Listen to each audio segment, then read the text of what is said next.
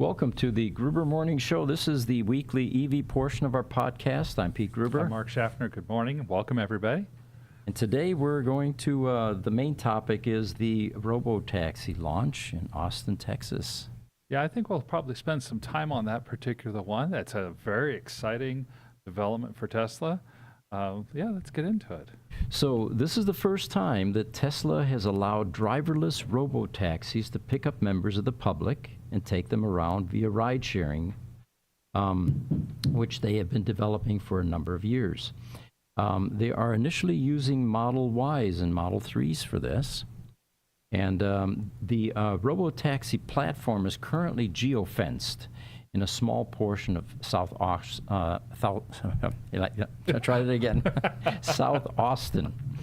And what that means essentially is that it's confined to a certain GPS type area and for testing purposes.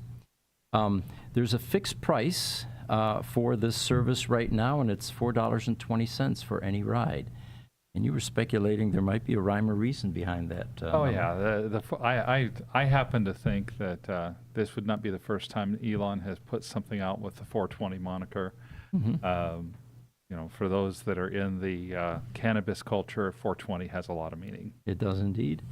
And regardless of duration or distance at this point, however, the future fares will vary with based on travel distance, length of trip, and potentially time of day as well. There are safety monitors, human beings in every car, in the front seat and the passenger seat for this initial launch. And they are there to make sure that things go smoothly with each ride. Now, when I thought about that, when you have the cars that were used for student drivers, mm-hmm. right? The passenger side is fully equipped with brakes and steering wheel. Right. This one is not. So I'm thinking, is this person there to observe only and potentially be part of a disaster? But I think in order to meet that goal of being a driverless vehicle, they couldn't give him a wheel and brakes, although I'm sure that whoever's doing that job would have preferred that. I'm sure that they probably would have. I liken it to software development. When you're just about ready to roll everything out, you roll it out to a limited number of people for beta testing.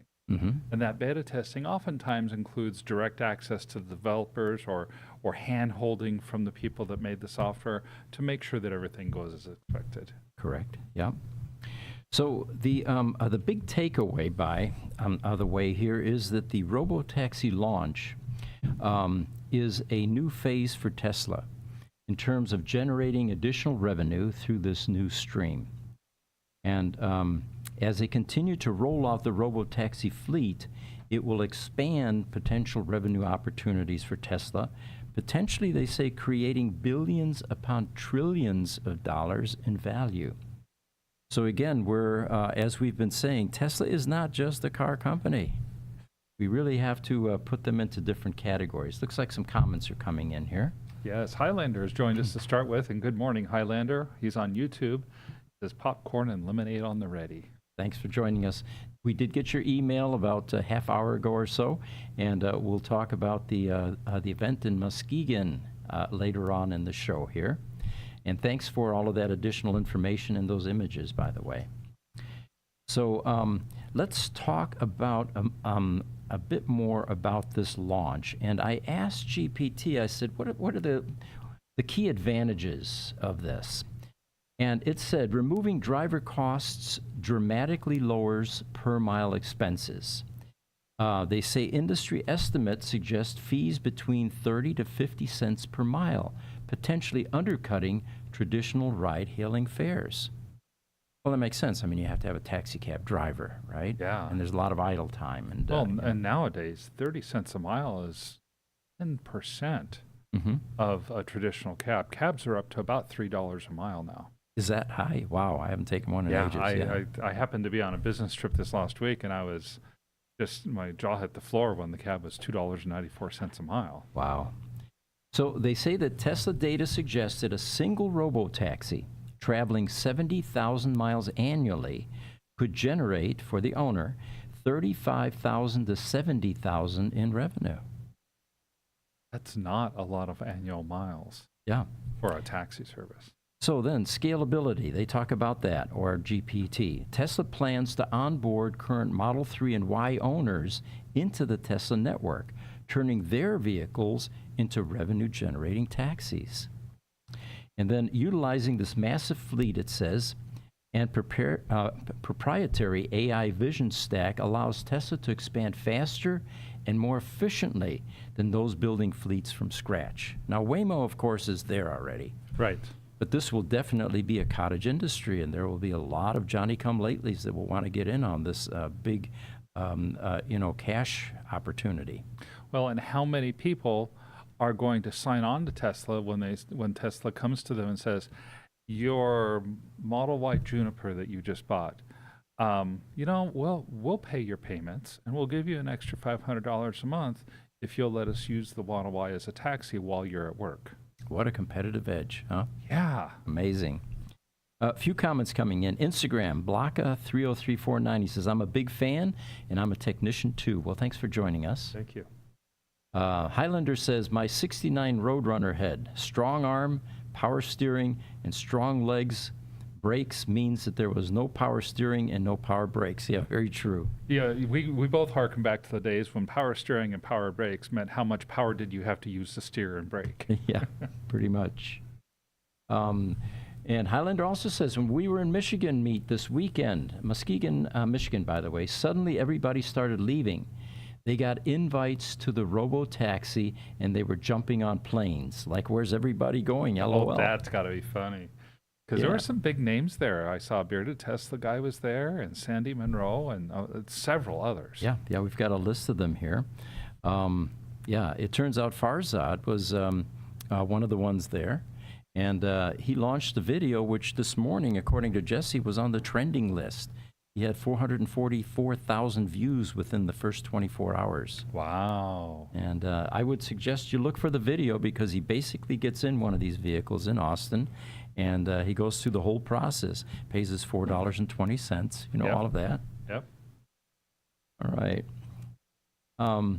So again, GPT is talking about what are the advantages of all of this. And they talk about vertically integrated tech stack. Well, Tesla relies exclusively on camera-based vision without LiDAR and radar like Waymo uses. And it is using evolving full self-driving software and the Dojo supercomputer. Remember, now this is an Elon creation.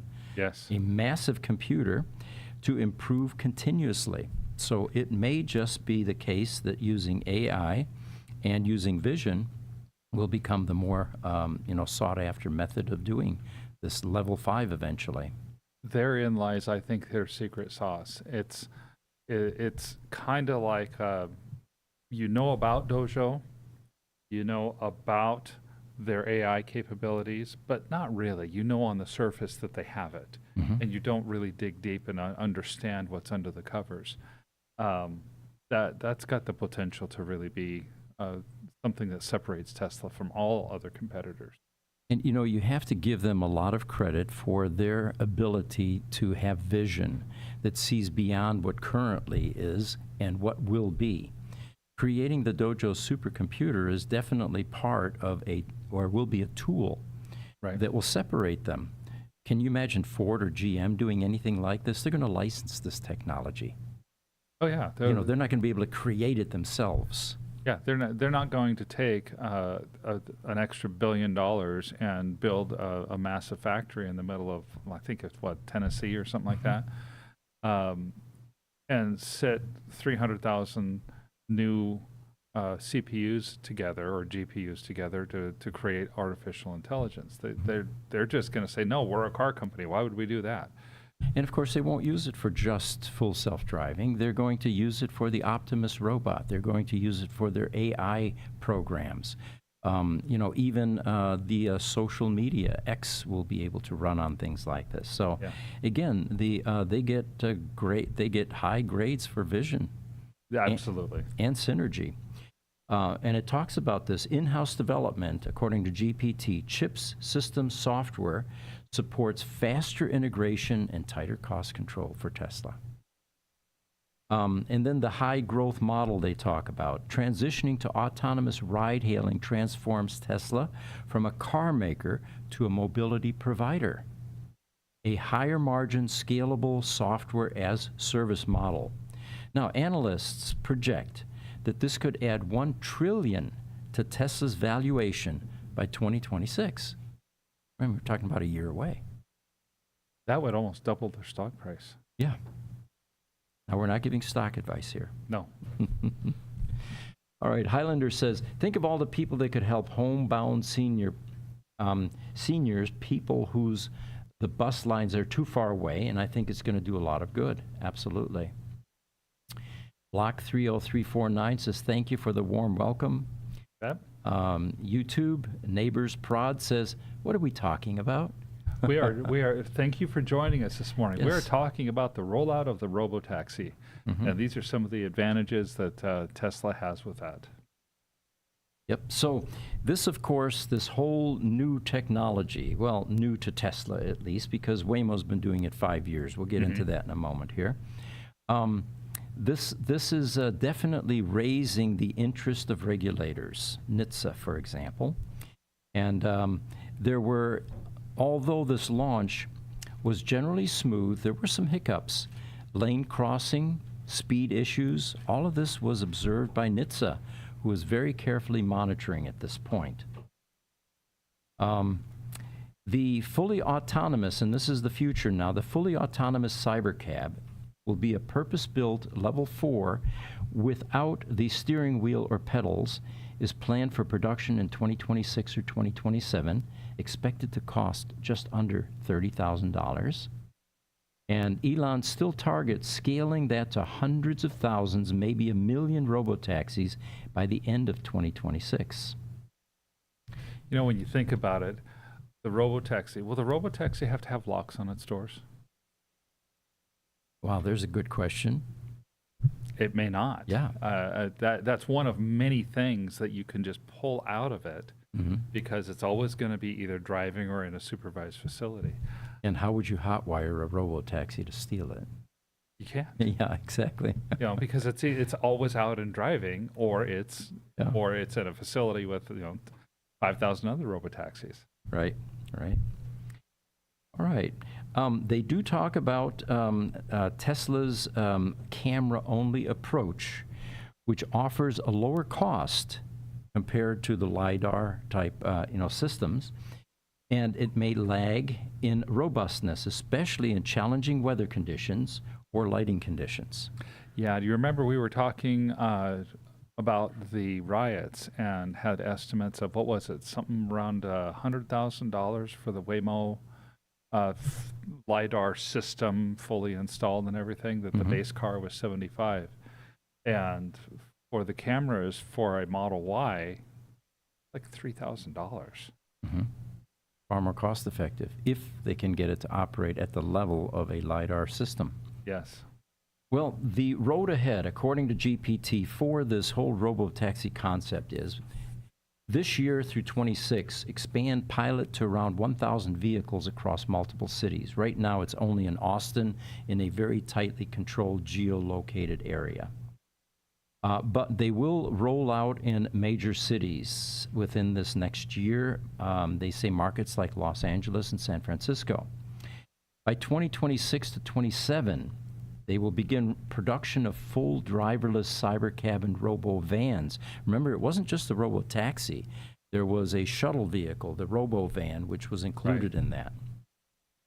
This will have no steering wheel, no pedals, and cheaper cost per mile. And then 2026 onward, the Tesla network opens to owner vehicles, scaling to hundreds of thousands to 1 million vehicles, which of course is a distinct advantage Tesla has because no other EV manufacturer has that large an installed base. Right, and because all the cars are connected to the AI already, people who have full self-driving, again, they could just get a call from Tesla someday that says, keep your car when you need it, but when you don't, will pay your monthly payments plus some to use your car. Yeah, exactly, which makes, of course, the cost of ownership so much lower, which gives them a distinct competitive advantage Yeah. that no one It's can match. really kind of mind-blowing to think about. Mhm. And there's a ways to go from here to there, but the pace of change that we've seen, we go back 2 years, Jesse can confirm for us, there was no Chat GPT, much less any of this autonomous stuff. Yeah, all we had was Jesse. Yeah. Is that right, Jesse, or was it a little over 2 years ago that Chat GPT was out? Yeah, ChatGPT, as we know it, the first big ChatGPT 3 came out that kind of started this revolution and went viral in October of 2023. That's less than 2 years. Yeah, yeah. I've got an image we can pop up here. We're talking a lot about this, full autonomous driving and the different levels. And here's a chart that you might find interesting. 0, of course, level is full manual driving. That's what we've been doing for over 100 years and killing each other on the road, right? Yeah. Right. Level 1 is adaptive cruise. Remember cruise control? Yes. That was that was like AI back in the day. We all thought this is just marvelous. The car actually takes over the gas pedal, and it was a gas pedal, Yes, it was. and it drives the car. Level 2, that was the Tesla autopilot today. The full self, or Sure. the driver assist, I guess is the right term for that. And then level 3. Autonomy is conditional. Sometimes driver involvement is required, and that's the deal with you have to put your hand on a steering wheel every once in a while to let the car know that you're an occupant in the car, and then it's not on full self-driving without a driver. And that's basically Tesla full self-driving today. Yeah, yeah. Now, level 4 is where we are right now, and that's where Waymo is, and that's where Tesla is going. Fully autonomous within a geofence. And then the final level 5, which is where we all would like to get, it's full autonomous driving everywhere. Humans are no longer piloting these 2,000-pound missiles. And what will happen to insurance companies, you were asking? Yeah, I mean, it's now I was thinking that insurance companies might be like the gas companies of old. Mm-hmm. The price of oil is very volatile. Sometimes it's $100 a barrel, sometimes it's $50 a barrel. And when it goes from 50 to 100 is not when the gas companies are making their profits. It's when it goes from 100 to 50. Mm-hmm. Because they'll step up their prices to keep up with the costs so that they still make money. When the costs come down, they kind of try to hide that the costs have come down, and they keep their rates high. Yeah.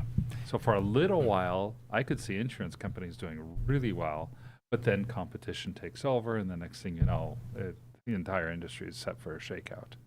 So with the transition to AI and these kinds of technologies, we're always speculating what is the next industry that's going to go away. Well, auto collision. Yeah. Why do you need it? Yeah, and now you're talking collision centers, you're talking the insurance companies. That's an entire industry that has a chance of being heavily disrupted. And here's a graph that supports that. And this is today, folks.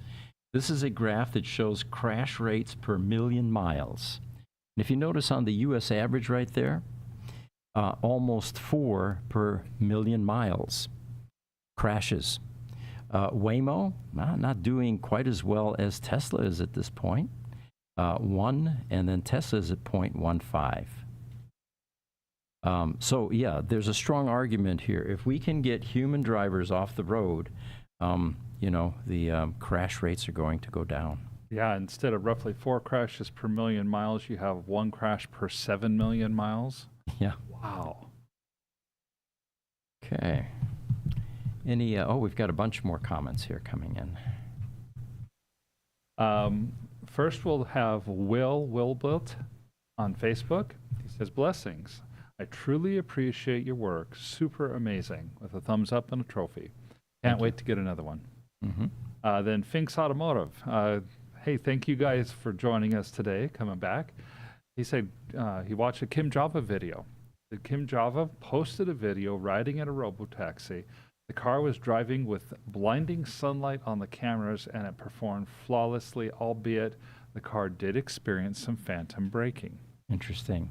Uh-huh. And then Facebook, Will Wilbit says, LOL, Jesse. Vote for Jesse. All right. Yeah. You know, before we close out the portion about the robotaxi and full self-driving, I did want to add a perspective about where Waymo has been. And there was a cool video that I was just watching this morning. And it basically said Waymo has been doing this supervised driving for 3 years. In Los Angeles, where the video was and where this where the videographer lived, he says you can't go 5 minutes without seeing a driverless Waymo. In certain parts of Phoenix, it's the same situation. Oh, yeah, absolutely. So you might wonder, well, how much driving does Waymo actually do? They're doing 200,000 rides per week. Wow. And that's 13 million rides this year alone. They do make a case that Waymo is so much further ahead than Tesla. And Waymo uses LiDAR to get to level 5, or is using LiDAR to try to get to level 5. Tesla is using AI and vision, which is a lot cheaper to do. So we'll see, the race is on right now. It really is. We'll see how fast Tesla can catch up. We've seen Waymo have its hiccups. Do you remember when it's about 3 years ago that Waymo, with a supervised driving, somebody was in the car, they were so used to it that they were looking down texting, and it hit somebody in Tempe. Yeah, I remember that, a bike rider, I think, or something. Yeah, and unfortunately, it killed the bike rider. And so that pulled Waymo off the vehicle, off of the streets for a few months. But they got through that. They continue to grow. Yep, I remember that. Highlander says, my poor little Dodge almost got hit by this lady who was putting on her makeup and texting at the same time. Amen. I see that all the time. With Robotaxi, we don't have to worry about these things. They can put up their makeup. They can have lunch in the back. They can read a book. They can watch TV. Well, you don't do that anymore. You watch screens, right? Yeah, you watch cell phones screens. or whatever. All right, got an image to pop up here. This one had me chuckling a bit. Ferrari reportedly delays second EV model due to zero demand. Well, the article then is a little bit more gentle, and it says that Ferrari has officially postponed planned for 2026 to 2028, citing weak demand and near zero customer interest. Well, why do we think that is?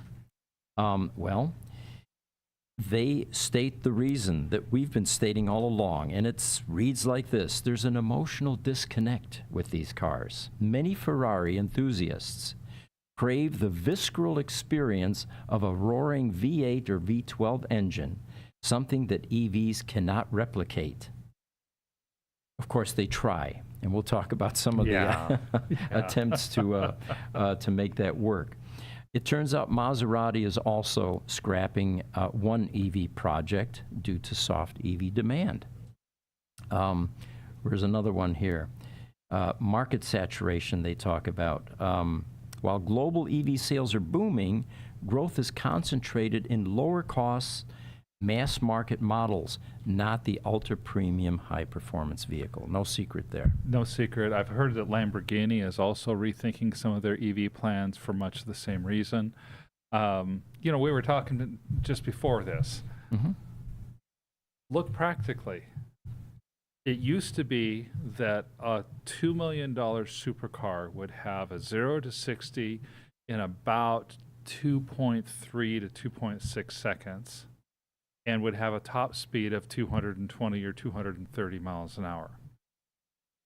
For practical purposes, I can go out and buy myself a Lucid Air on a lease for $800 a month, and I can get that same 2.4 second 0 to 60 if I know how to drive it properly. So why would I want a supercar? I don't care. It's the performance is the same, because of course, where am I ever going to go that I can get even 120 miles an hour, and much less 220 miles an hour? It doesn't matter that the Lucid has a top speed of about 135, or a Tesla Plaid that has a top speed of 140, because so if your average Joe or your average Mark, can go out and do this, what is somebody who has one of these supercars going to say that when I could beat them off the line up to 60 miles an hour? It's humiliating to them. They're going to feel like they're wasting money. Yeah. All they've got left is the sound. You know, I'm very much concerned about the Italian exotics or even the UK exotics like McLaren. I think there's an existential threat to all of this. Will we re-identify in EVs what this group of enthusiasts used to look for? And what will that be? You know, will it be comfort? Will it be body style? Will it be, and we're not too far away, VTOLs? Will it be flying cars? It's very disruptive right now, and I'm just not certain that the same audience that used to clamor for the Lamborghinis and Ferraris are going to find anything acceptable as we transition. I think you may be exactly right, because the people who will own these supercars in many cases are in an aging generation. They're the ones that may have owned an early Dodge Hemi or a Barracuda or a Javelin, and they loved it for the sound, and now they get a nice bigger car with better sound. Today's generation is growing up with the silence and performance of an EV. They won't care about the sound. Yeah. And then if you extrapolate that out even further, the future won't even be driving. They may not allow them to. You know, or you have such steep insurance rates if you get a car with a steering wheel that it's cost prohibitive. Yeah, well, I mean, it's how many people would you have known growing up who would say, I'm not that interested in a driver's license? Not while I was growing up. No, Yeah. it was a rite of passage. But nowadays? I mean, the worst thing to me about moving from Idaho to Alaska was that in Idaho, I was going to be able to get a driver's license at 14, and in Alaska, I had to wait till 16. Really? And but nowadays, I know a number of people who are my kids' age who, they might get a driver's license eventually, or it's not convenient for them. Yeah. So transportation is changing rapidly, and I'm not sure that any of these Italian exotics are going to be able to survive this transition. Good point. So in the meantime, though, there are companies that are attempting to replicate this visceral experience, especially the sound. And it just doesn't sound like it's going to be something viable.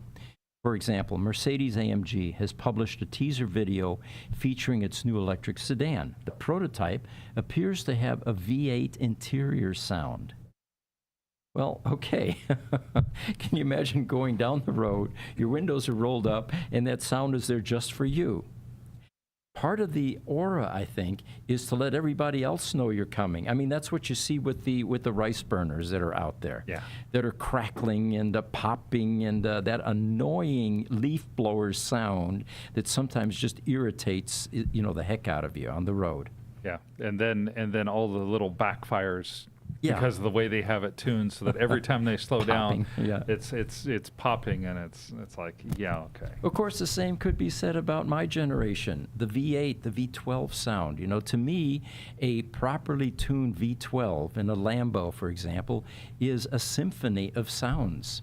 But that's probably unique to my generation. To someone else, it may sound just as annoying as that, four-cylinder turbocharged engine that's making all kinds of leaf blower noises. Sure. Let us know what you think about any of this. We're definitely going on a rant here. Instagram is joining us, Goonan Gaming. He says, what's up? Well, we're in the middle of a podcast. Thanks for joining us. Having a fun time. Yeah. Highlander also joins us on YouTube. He says, I've got a video showing me driving the Tesla Plaid at 135 miles an hour in my kilt. Amazing. That would be a great video to air. So, now Mercedes-AMG is one. Hyundai's Ioniq 5 also features a combustion engine sound to make it, as they say, more exciting. And it also features simulated gears and a simulated rev limiter. I can't get my head around how the engineers are thinking that the public is going to be fooled with this. I don't either. What would be, in 50 years, somebody's going to come across one of these cars and they're going to say, that is so dumb. Yeah. Dodge, of course, took a different direction with its patented Fratsonic exhaust, and it's basically an exterior speaker now that emulates the sound of a V8 in hopes of making its electric charger more attractive. And then there's also the hot Abarth version of the 500e Fiat that employs a similar solution to make it sound like an ICE car from the outside. So we're going to have a lot of fun with these cars coming out, and there's probably going to be some disappointment on the parts of the people creating these cars in terms of sales. All right, so we have the Muskegon event. For those of you unfamiliar, that's what Highlander went to, and I've got an image here that we can pop up. There we go. What is noteworthy about this image is this was the promotional, image, and somehow they managed to get 5 maroon Teslas in there and 1 Fusion Red Roadster. Yeah.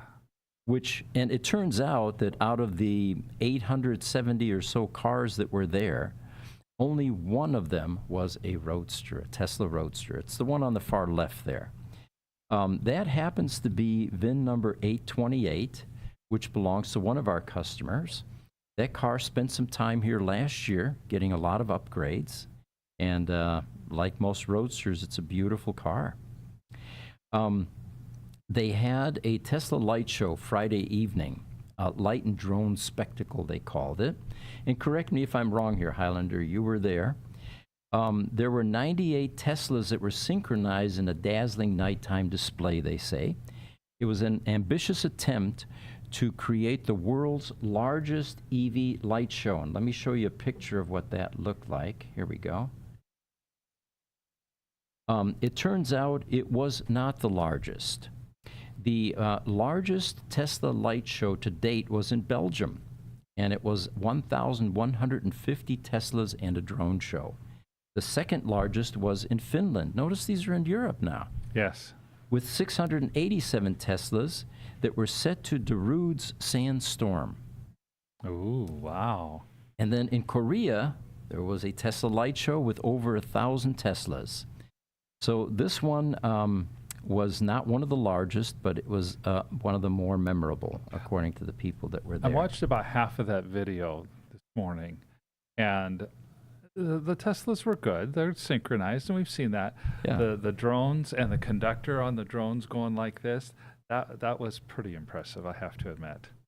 And what they're doing with these drones, actually replicating gigantic light shows in the sky, choreographed. Yeah, that was really impressive, the way they did that. Or they had the fuse down to a stick of dynamite. The dynamite explodes into a Cybertruck. Right. Logo, and it was well done. It really. I'm glad that somebody was able to capture the video. Dave's got a great post up there. He says, "Pete, wasn't your generation driving a Duesenberg?" A little bit later than that. Instagram, Vladimir V says, "Sound is just a software feature." Yeah, true. And then Instagram, Zekigultekin35. You couldn't pronounce that, could you? I could not have. Hello, good publications. Thank you. Thank you. So getting back to the Muskegon Light Show or the Tesla event, there were panel discussions. And it turns out that Friday night, there was a windstorm. And you know how these shows typically have a bunch of these little display tents? Thanks to Highlander, who was there, he sent us the aftermath of the Saturday, the event, and a bunch of tents like this were just mangled and blown into the various parts of the neighborhood there. Oh man! So yeah, that was an unfortunate portion of this event. But the panel discussions, there were keynote speakers there, and they featured Tesla experts like Sandy Munro, Kevin G., Simon Pollock, the bearded Tesla guy, who oftentimes chimes in here as well, and John Harity. And they covered topics from EV tech to global Tesla culture. I find that these events are very, they're consensus building, basically. Yeah. They strengthen the community. And it definitely builds the brand, the Tesla brand, Oh, or any other definitely. EV brand. The one that I went to in Flachau, Austria a year ago or so, my keynote speech was, what do you think would happen if Tesla had gone bankrupt? Because they were right inches from bankruptcy. Right. Would the EV revolution ever have started? And if, who would have started it? These are all compelling questions. I had fun with this one. That would have been a fun one to listen Yeah. to, because not only did Tesla nearly go bankrupt with the Roadster, they were less than a week away, as the legends go, from being cash bankrupt and forced into insolvency with the Model 3. Mm-hmm. Yes. I think the way the legend goes, because I can't say I verified it, was that on Tuesday they didn't have enough cash to make payroll on Friday. Yeah. And you know, I speak from personal experience here, having done this for 40 years and gone through building a business like this or businesses like this. My hat's off to Elon, and he deserves all those billions. It is grueling. Yeah. You literally have to put your personal life on hold. And, you know, there are sleepless nights. Yeah. So if billions is the offset, let him have it. Highlander says, it was built as North America's largest, Pete. I'm actually good friends with both the drone people we had to cancel the Saturday show. They were going to put up a submarine in the sky just for Highlander. Yeah, that's awesome. Instagram, Vladimir V says, I like your podcast. Interesting discussions. Thank you. Well, we have fun. Thank you. And then Highlander says, yeah, one of the 10 hit me. You're kidding. The camping tents. I invited General Motors, and they showed up, and we were happy to have them. Plenty of room for everybody. Very cool. Yeah, those must have been quite the wins in order to have created that kind of havoc. Well, Mark, we're coming way past the half-hour mark here. Do you have anything else? I don't have anything else for today. All right. Well, again, thank you for joining us. We're having fun. Tomorrow we have the AI podcast, and at 10 o'clock, same time. And then a couple other podcasts, Thursday and Friday. Yeah, for COM and for our Power Systems group. So thank you for joining us. I'm Pete Gruber. I'm Mark Schaffner. Take care.